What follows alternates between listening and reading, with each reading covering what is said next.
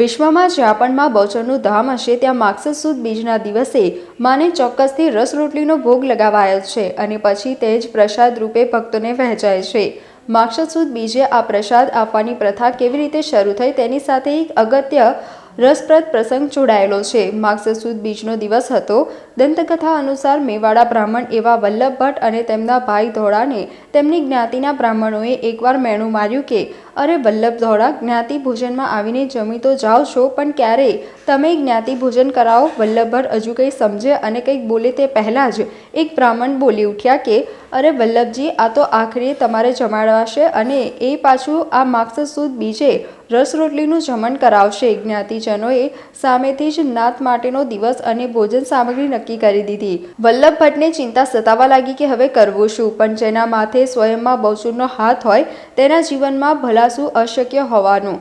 માગસર સુદ બીજનો દિવસ આવ્યો। વલ્લભ ભટ્ટને થયું કે હું તો ગરીબ બ્રાહ્મણ અને એમાંય ભર શિયાળે કેરીનો રસ ક્યાંથી આવે। બપોરનો સમય થયો। વલ્લભજીનો મંદિરમાંથી નીકળી સાબરમતી નદીના કિનારે પહોંચ્યા અને માના નામનું સ્મરણ કરવા જ લીન થઈ ગયા। કહે છે કે તે સમયે માં બહુચર સ્વયં વલ્લભ રૂપે અને નારસિંહ દાડા ધોળા રૂપે નવાપુરાની ભૂમિ પર આવ્યા અને મેવાડા બ્રાહ્મણની આખીય નાતને રસ રોટલીનું જમણ કરાવ્યું। લોકો તો વલ્લભ ધોળાની મજાક કરવા રસની માંગ મૂકી હતી, પણ માએ તો સ્વયં ભક્તનું રૂપ ધારી ભક્તની લાજ રાખી। નાત જમીને પાછી ફરી ત્યારે તેમને વલ્લભ ધોળા સામે મળ્યા અને આખી ઘટનાની જાણ થઈ।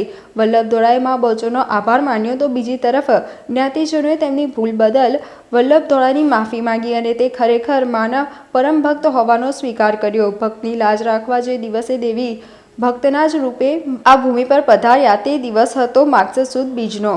બહુચર અંબે માં જય શ્રીમંત મહારાજા ગાયકવાડ દેવસ્થાન સંચાલિત કારેલીબાગ બહુચરાજી માતાનું મંદિર। આજે માગસર સુદ બીજ છે।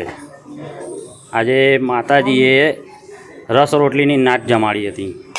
આજે વલ્લભ ભટ્ટની લાજ રાખવા માટે માતાજીએ જાતે રસ રોટલીની નાત જમાડી। માગસર સુદ બીજના આજે લોકોને માતાજીના દર્શન કરવાને રસ રોટલી ધરાવવાનું મહત્ત્વ આજે છે, એટલે લોકો આજે રસ રોટલી લઈને આવે છે ને ધરાવે છે માતાજીને। એ ભક્તોની માં મનોકામના પૂર્ણ કરે છે ને, એટલે માતાને એમને આસ્થા છે, માં એમની મનોકામના પૂર્ણ કરે છે ને ભક્તો આવતા હોય છે। વડોદરાના મહારાજા સર સયાજીરાવ ગાયકવાડે બહુચરાજી મંદિરની સ્થાપના કરેલી। બહુચરાજી મંદિર 350 વર્ષ પુરાણું છે અને એકદમ આધ્યાત્મિક મંદિર છે। અહીંયા લાખો ભાવિક ભક્તો રોજ આવે છે। આજ રોજ બહુચરાજી માતાજીએ પોતે વલ્લભજી ભટ્ટનું રૂપ લીધેલું અને એમણે આખી વૈષ્ણવની નાત જમાડેલી। ત્યારથી આ મંદિરને સારી રીતે આધ્યાત્મિક રીતે ગણાય છે અને આજે રોટલી અને કેરીના રસની મહિમા છે। શિયાળા જેવી ઋતુમાં પણ માતાજીએ વલ્લભજી ભટ્ટનું રૂપ ધારણ કરીને કેરીનો રસ અને રોટલી જમાડેલી, જેથી ત્યારથી આજનો દિવસ ખૂબ જ શુભ ગણાય છે અને લાભદાયી નીવડે છે।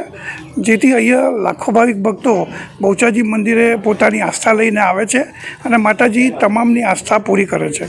અમે ચોક્કસપણે કંઈક ને કંઈક અમારી આસ્થા હોય છે, અમારી ચૂંટણી હોય કે અમારી બીજી કંઈ પણ પરીક્ષા કે કોઈ પણ કેસીસ બાબતે હોય તો માતાજીને આગળ રાખીને અમે એટલું જ કહીએ કે માતાજી અમને પરિપૂર્ણ કરજો અને આમાંથી અમને પાર પાડજો।